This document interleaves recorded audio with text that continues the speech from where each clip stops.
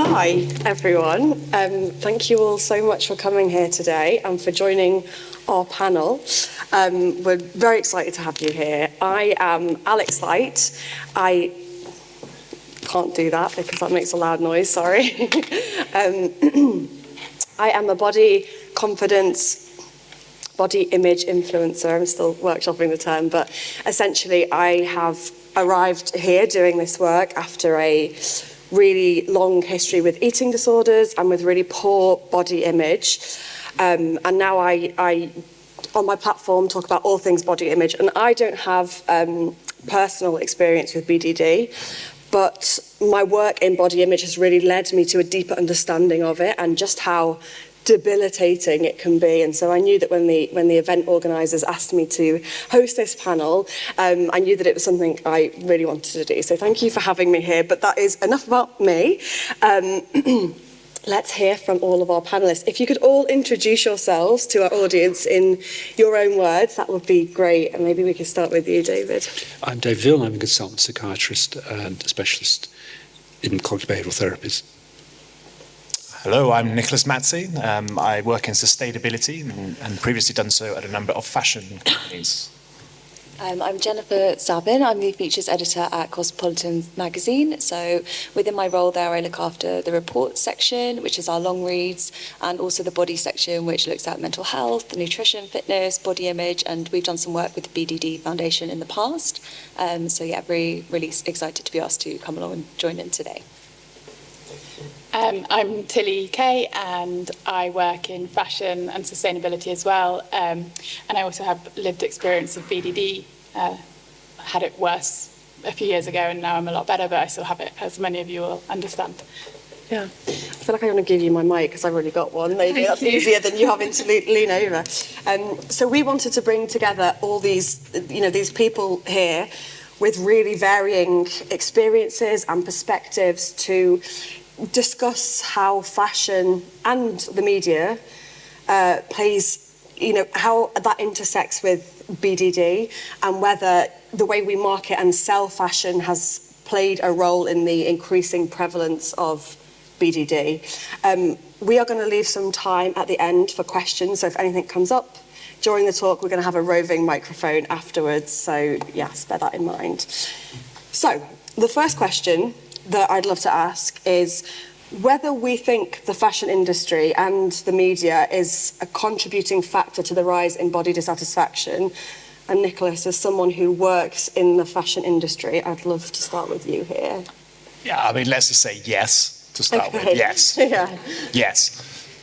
You have to remember what the aims of the fashion companies are, right? And in the world of very fast fashion, ultra fast fashion, fast production, fast turnaround, constant seasons and sales, it's to sell you volume, to get as much out to you as possible. And they don't really care how it makes you feel because, once you've got it at home, you've opened it, you've kind of worn off on the excitement. We all know that.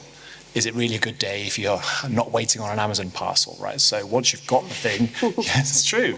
It's the excitement of having it. You get it, and then you stop worrying about it so much. And then you go back on the app because you've got another Instagram advert. And then it's chasing you around everywhere you go, on your desktop to your phone, to Instagram, to Facebook, and that's what they do. They push it on you. And I always say to people, if you want to know what kind of an industry the fashion industry is, look at the adverts. And the adverts are much more akin to gambling companies than they are to actually a company that makes you feel good. Shein hauls, the way they go, like, I've got $300 worth of stuff. What's in the box? It's the excitement of what's in the box, not physically wearing and loving an item of clothing. That's only going to leave you empty inside. It's never going to fill a gap. So, yes, the methodology of ultra-fast fashion and, getting you to borrow money to buy stuff is going to leave you unhappy, and they do that by showing you an image of someone who's very happy, and if you're a bit down, we're all during COVID. I'm a bit miserable, I'll go on, I'll buy something from ASOS. Just left ASOS, don't shop there. Might not be around much longer. Yeah, I don't think they'll be around much longer. Given the news. I'm very happy with my new job. It doesn't, and the reason these companies are all going under, by the way, all of them are going under, all the fast fashion firms, Shein will have its day too. Nobody sticks around long enough. The 50%, 70% return rates, that obviously doesn't make you happy, and those imagery is what drives it.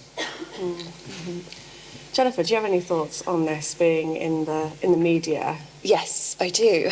So I can't sit here and be like, we are perfect. Like, magazines have forever been perfect, because that's not the case. You know, I'm 31. I grew up reading lots of different kinds of magazines, and I remember certain weeklies with, you know, the circle of shame and how, you know, women were scrutinised to such a disgusting extent. And obviously in the 90s you had like the whole heroin chic movement that really prioritised and praised thinness. And then after that, you know, I remember growing up and seeing real women have curves, and at the time I was size 6 and I was like, well God, well now I feel rubbish about myself. So it's like, you just can't win. So yes, I think obviously the media, and that's magazines, that's TV, that's advertising, it's everything, all plays into the kind of beauty standards that we put on a pedestal, and you know, that can all feed into how we feel about ourselves, body image, self-esteem, everything. I think things have gotten a lot better though, which is something that I'm really, you know, proud to say. At Cosmo, we think about this with every single page in the magazine, everything on the website. We don't just want to put one body type on display. We don't just want to prioritise or praise. Well, we just want everyone to feel accepted and welcome, and that's what we try really hard to do from the front of the book to the back of the book. But I will say it's not always easy. So if we're doing like a page on fashion trends, for example, we'll have maybe an image of a model on the runway, but then because we want body diversity, we'll have to look to street styles to get different size bodies that we can include in the mix as well. So yeah, that's the problem, right? Because it's with the fashion industry as well, is that body diversity still really isn't a thing in the fashion industry. But to be fair, like Cosmo has really pioneered body inclusivity and diversity. Oh, thank you. But yeah, I agree with you that things have got better as well. Just to add to that as well, just remember, when they're doing those different sizes, those different campaigns, they're not doing it to make you feel good. They're doing it because you're a market to sell at. Just to be clear about that. I've been in those discussions with the marketing team. We don't sell enough plus sizes. There's a huge market out there for us. Let's do a campaign about being body positive. Okay, that's cool, but do you actually care about them? And, well, no, they're a market to sell to. And we have to keep that in mind. And that's not the same for everyone. I think that's more akin to the fast fashion. But I think people should always keep that in mind. Yeah, with that, sorry, I'm just kind of going on a tangent, because as you say that, I read a newsletter that an ex-colleague of mine wrote recently, and she's a plus-size writer, and she was saying how she's going to be devastated if ASOS shuts down, because ASOS is like the only place that caters to plus-size fashion, but and her opinion was like committed and actually really means it.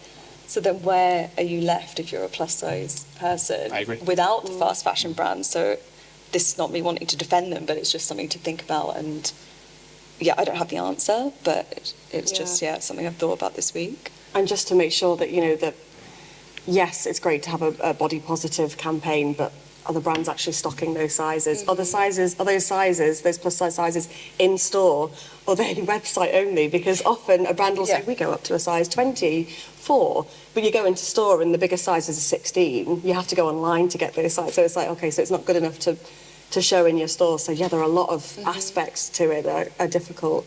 I agree with you that the media has gotten so much better, thank God, because those, what did you say, the circle of shame, I think that was in Heat magazine, and you know, Daily Mail would be like, she's spilling out of her shorts, and it's like, she looks great. I don't know what you're on about. And I feel like, I mean, I was born in the 80s, so I read those things in my formative years, and they really do stick with you.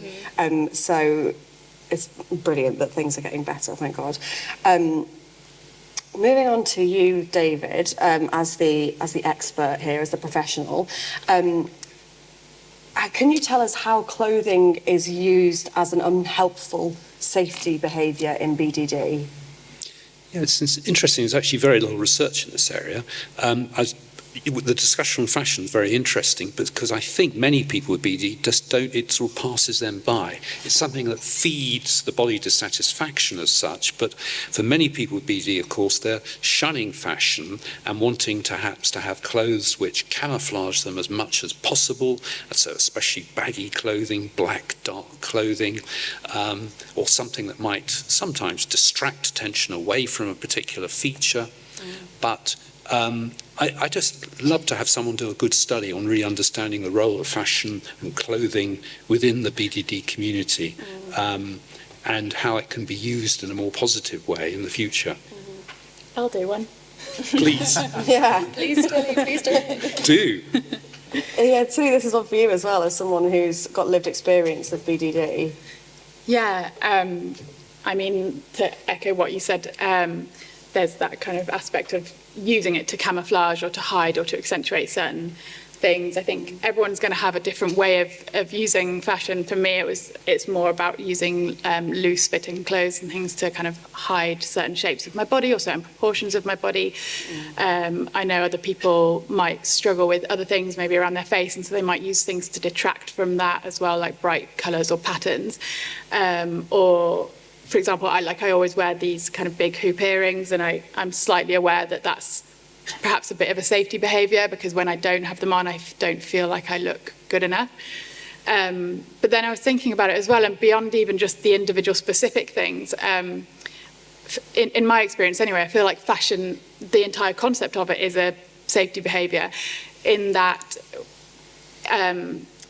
because of the BDD part of my brain that feels like I'm not good enough or not attractive enough, if I was to just wear a normal t-shirt of a not specifically amazing colour that didn't match other aspects of my outfit and wasn't looking considered and fashiony, then I don't feel that I'm attractive enough. And I don't just mean that I don't feel like I'm stylish enough. I mean that I literally am like, I'm not attractive. I have to be fashiony in order to be attractive. And I think for some people that is coming from a BDD place, even though for a lot of people that would be a very normal experience as well. That's not necessarily an indicator that you've got BDD, but if it's quite extreme, which I find it is in my life, it's like even on my own at home, just on a Tuesday evening wearing my casual trousers and a grubby old sweatshirt, but I just feel really bad about myself because I know I don't feel like I look good enough just for being myself. So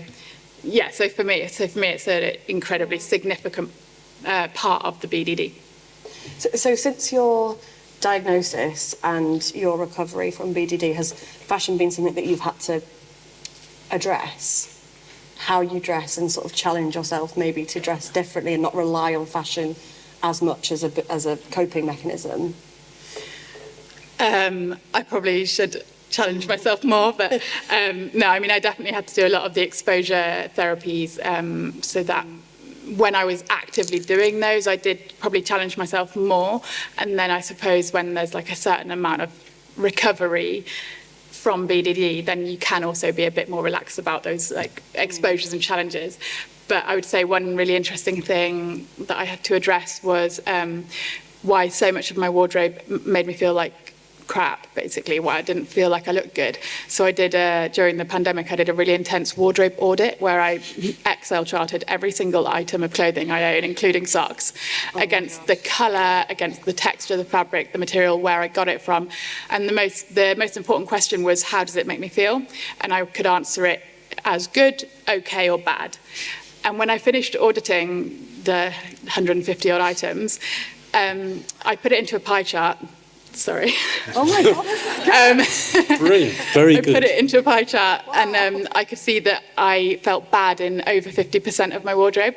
So then I had to look at those items that were making me feel bad and see what the similarities were and what was going on there. And it was like a really interesting exercise to go, okay, you're choosing stuff that's like, it's not even a colour you want to be wearing, or you don't think it suits you that well. I could talk about this for a long time, so I'll stop. But basically, that was one of the ways I addressed fashion. Wow. Can you come to my house and do that for me? Can I just want to actually, I love that description. I love that description because that's what fashion should be when we think about what role does it play in our life. Because it should be something that adds to us. In the fashion industry, all the things we'd always say was, fashion should let you be who you want to be, present who you want to be. And I felt it was a bit of an excuse to do some really bad things, like carbon emissions and dumping it in Bangladesh and, selling it to people with poor quality and poor fits and things like that. But when you talk about items that you love, and you're talking about a small number, that's a different kind of conversation that can really have a lot of power, both on you, but also the people around you as well.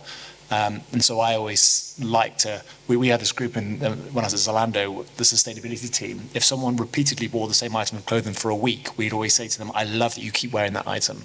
They take the mickey out of me for my Luca Filoni pink shirt, which I'm not wearing today, sadly. I love that pink shirt. And then they're like, we love your Luca Filoni pink shirt because you wear it 3 or 4 times a week. And the point is, because I love it. I washed it, obviously, and ironed it. It's clean. But find something you love and find others that love it too, and suddenly the need to buy a different dress every week for every night out goes. I do think, sorry, go on. Are you sure? Yeah. Yeah, that was exactly what I was aiming for with the wardrobe audit, was to kind of hone in on what that real visual identity is for me. And I think everyone really has a sense of their visual identity if they just stop and take the time to listen to it and visualize it. And then you can have more items that are true to that identity, and therefore it feels like the issue of whether you're pretty enough or your hair's right or your skin's clear enough is slightly lessened because you're in the right skin, like you're in the right clothing identity. I was just going to add on that kind of idea of trends and re-wearing things. I do think we're seeing a lot of people move towards that now, which is really exciting. You know, the pre-loved movement, shopping secondhand, that's more popular and acceptable than ever before. I mean, one of my first jobs was volunteering in Oxfam after school, college even.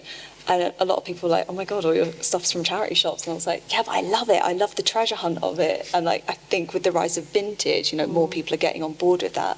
And that's going to shape trends, would you say? They're going to slow down, perhaps? I think that there are problems with the second-hand market as well. It's great to buy them from charity shops. Take your good stuff to charity shops, because people that can't afford to buy new good stuff, they need your good old stuff in those shops, and it goes to charity. I'm very suspicious of second-hand sites because a lot of them are owned by the big fashion companies. And they make more of a profit out of it than you do. And what used to be going to charity now goes to a big business. So obviously I'm a critic. I'm a bit of a cynic because I know what's happening in the background. Some innovator or an entrepreneur is making money out of the second-hand market, which charities should be doing. But yeah, the point there is things should slow down, because brilliant items, they never go out. That they're always in style, right? You know, a nice wool trench coat will last 100 years. It will never be not fashionable. So if you can find one, great, and then pass it on to the next person when they need it and you're done with it. But, you know, a polyester T-shirt, you know, we know is not going to work. And they are also getting dumped in charity shops as well, sadly, by the big players. Who owns Vinted? I don't know that one. Okay. I have to Google it. We'll chat later. I'd love to move on to talk about filtered imagery and the negative impact that can have on mental health. And that's something that myself I can really attest to.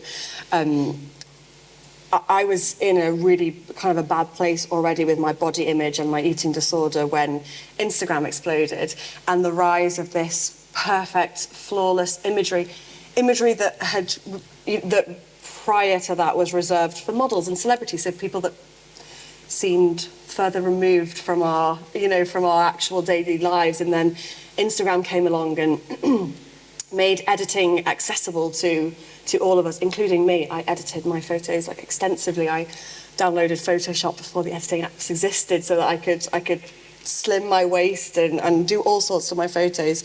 I'm not proud of it, but that's where I was.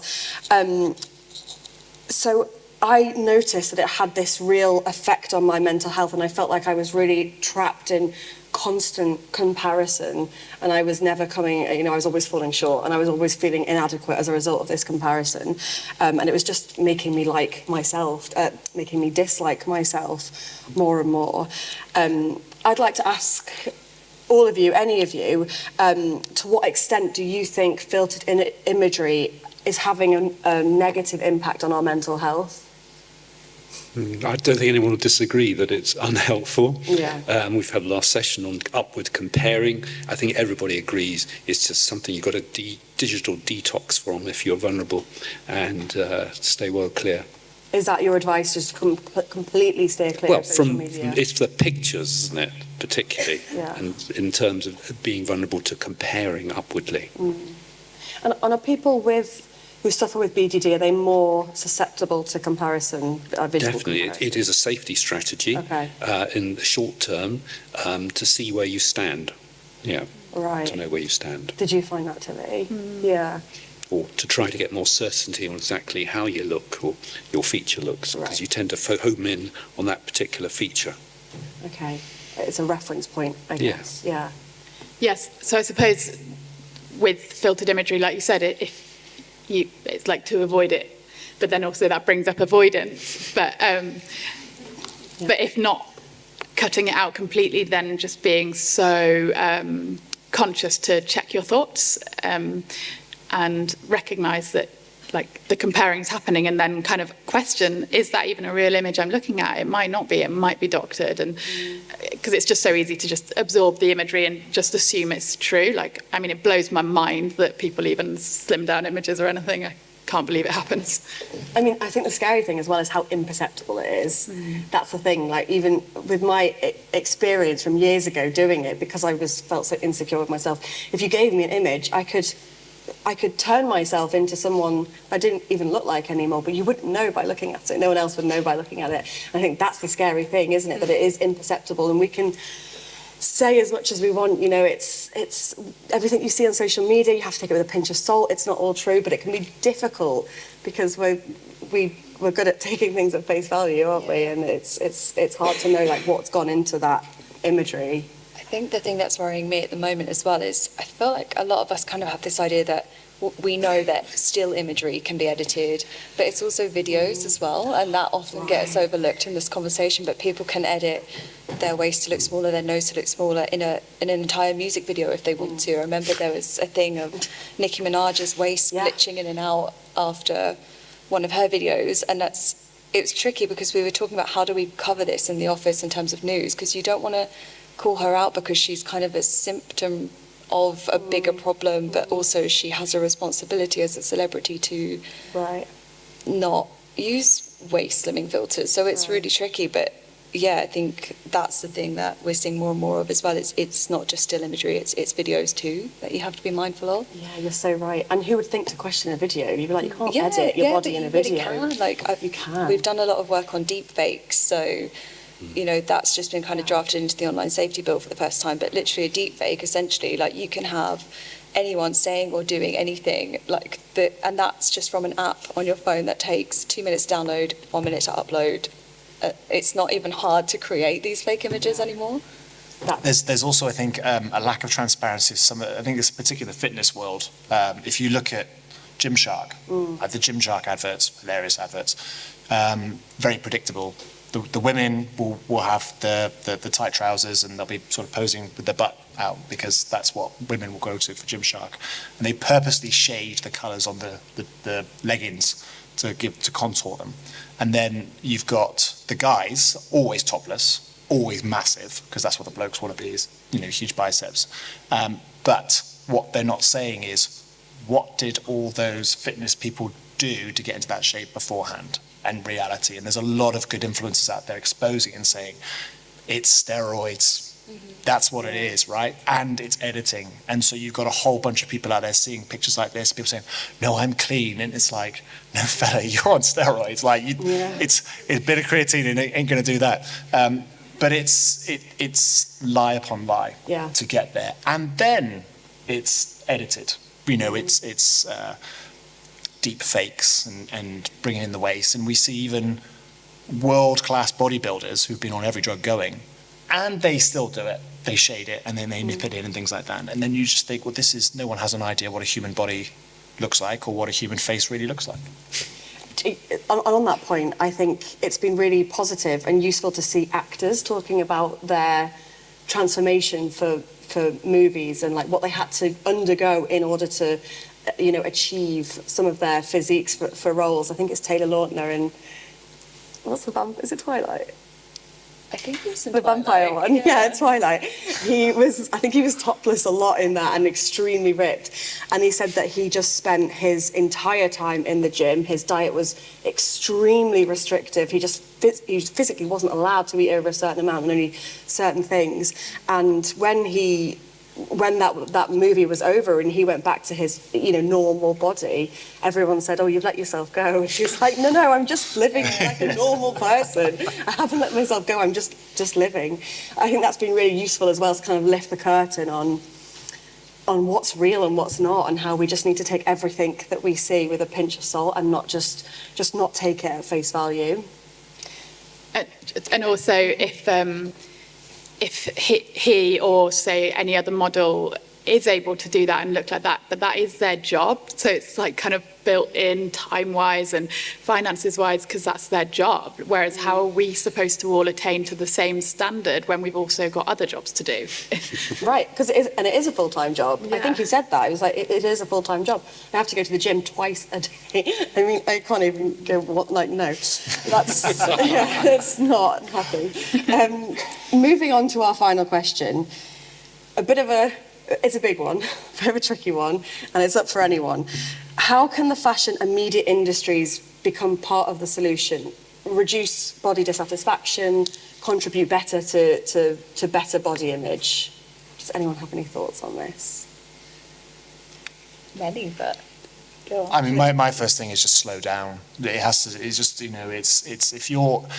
Zara claim not to be a fast fashion firm, right? But they're pumping out new styles every 2 weeks, 4 weeks, and things like this, and different seasons. And it never fills that gap. That hole you have is never filled by a new Zara outfit, right? But they want you to think that. So I would say the fashion industry first itself has to slow down. That means it loses money, and some companies are going to go under. That's just the way it goes. But the other thing is we can choose to slow it down as well. We don't have to buy on impulse. We don't have to use Klarna. We can say to ourselves, I'm going to wait a week or two. Funny enough, a week or two goes by, you probably don't want it after that. So I would say slow down your purchases, and the fashion industry needs to slow down as well. And it will solve a whole lot of other problems, like the abuse of women in the supply chain, and the dumping of materials in Bangladesh and India and other countries like that. I mean, I would echo that, but then also perhaps think about the individuals with BDD, about what you can do, because you have to fight this industry as well. And I think you've heard from Tilly, a great role model, in terms of what you can do, in terms of actually really trying to act against it and wear the clothes that you want to wear and make you feel good, and a bit of colour and everything else, and not just follow the BDD safety behaviours. You can always act against it. Yeah. So I was thinking as well to choose clothes that have real meaning to you, that's beyond just the kind of 2-week trends or something. I mean, I can't even believe how fast trends move now. I'm not on TikTok, so I don't really get involved. But clothes that have meaning, whether that might be a memory or a story attached, or it might be a hand-me-down from a loved family member, or it might be something you've made. Like in my case, I make a lot of my own clothes because I am lucky enough to have those skills because I've trained. But you can also, there's a great home sewing community. You can learn to make your own clothes or repair them. Something that's going to add a level of love and meaning to those clothes. So then when you're wearing them, there's something else at play other than just whether or not you feel attractive enough. That is such good advice, and something I've actually never thought of before. Really nice. That's really lovely. Yeah. And I was going to say, get a personal shopper. I have my daughter shopping for me.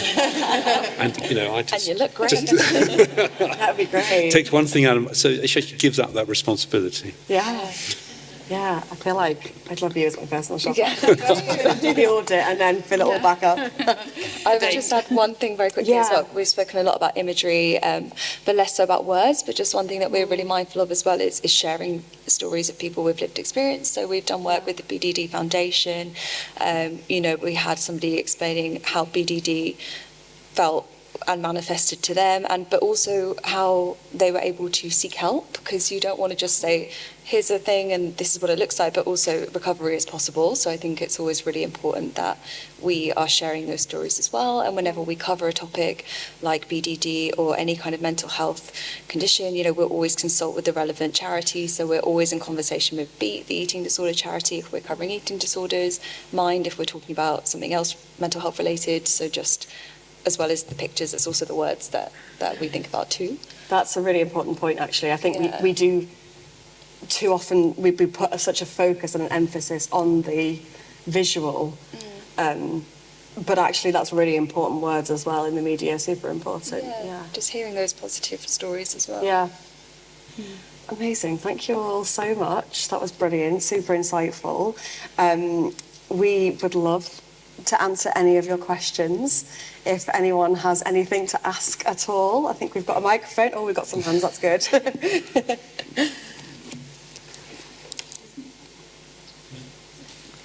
Right. One organisation I'd like to pay tribute to is the BBC, because they have gone way out of their way to be inclusive across all body shapes and fashion styles. And I think it's credit to the corporation that they have, they must have taken a hit in terms of having to sort of say, we won't be the most fashionable, trendy thing on air, but we're going to encourage all body forms, all colours, all types of fashion. And Aluwalia, for example, wear a shirt that I'd never seen before, you know.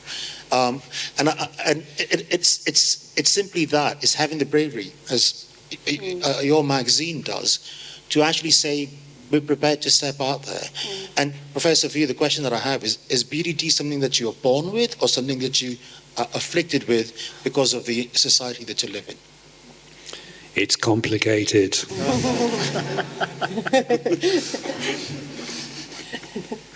You want more? No, I mean, look, part of the problem is being human. Part of the problem, you don't get crocodiles and things having problems with BDD. Part of the problem is genes, that heritability, about 40% is probably heritable, and things that will shape us from an early age. It's complicated. Lots of pieces in the jigsaw and lots of pieces we don't know about. I'm curious personally, is that similar to eating disorder? Yes. So there's a susceptibility genetically, and then yes, particularly anorexia. Particularly anorexia, and then there's environmental yeah. factors. Okay, very interesting. Thank you. Hi. Hello, thank you. This is so interesting. I'm really, really enjoying this. So, Nicholas, you mentioned good influencers, and Alex, obviously, you've got a big skin in this game. So I wondered if the panel might like to say anything about your views on the positive influences that are out there, and the options to curate your own feed, and that there are things, given the absolute proliferation of social media. My kids are, it's just there. And that maybe some of this can help catch borderline borderline things, and so I wondered if you wanted to say anything about the whole panorama of positive influence that's happening.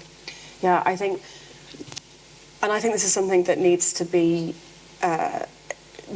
taught more to younger people, is that we've got control over what we consume to an extent. Right, the algorithm is it's delicate. What's the word? It's highly manipulative. Malleable. Malleable. There you go. Yeah, and you can really use that to your advantage, and you can it's powerful.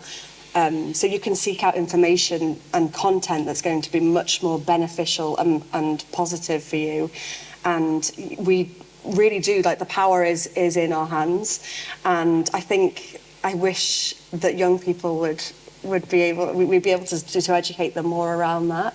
But it is incredible now, compared to, say, even 5 years ago, the amount of positive influence that there is. And, for mental health disorders, eating disorders, for people in minority communities to be able to come together, and we're all able to, rather than letting the media steer our narrative now, we can actually do that ourselves, which is really interesting. So I think it's a double-edged sword, social media, totally. But if we can teach young people how to use it, and actually not just young people, teach ourselves how to use it, that was really instrumental for me when in my recovery, realizing that I only followed people who I thought served as motivation or inspiration for me. And all of these women only, they upheld the standard of beauty, which is fine, totally fine, but that very narrow standard, societal standard of beauty. And when I curated my feed and looked outside of that and started to fill my feed with people of all different kinds of shapes and sizes and races and genders, I was able to see the beauty outside of the standard of beauty, and therefore it was much more accessible to see it in myself. So that was really a positive step. So yeah, curate your feed. Yeah, very, very important. Well, I mean, I'm someone who once wanted to be a politician, so I'll tell you all about that in the pub later. I don't know, you're clapping now, but I'm not sure if I told you about it, you would want to clap. Rory, I'll tell you about it in the pub later. And so everything is divisive on there, and it angers you up, right? Because that's what social media generally is designed to do, because it gets attention. So I think when it comes down to curating the influencers, it's again, it's like if you are left feeling good afterwards, that's the kind of thing. It's like your clothes again. You've got to focus on those feel goods, which is why generally the only influencers I follow are cats. And I strongly recommend it. I do think very quick. Sorry, I'm sorry. I'm very so quickly. sorry, Alex. No, that's all right. One caveat I would say as well is not to place too much weight on a certain influencer that you really love, not to place everything on them and hold them up on a pedestal. Take what's positive from them and then leave what's negative, and you can kind of pick and choose then, rather than, you know, placing these people on a pedestal. So anything that they do or you perceive to do, they do or say wrong, or that doesn't quite fit with you, rather than that, letting that really affect you negatively, I think that's really important as well. Yeah, I'm sorry. Hiya, I'm Flora. I'm having an emotional day, so I hope this comes out okay.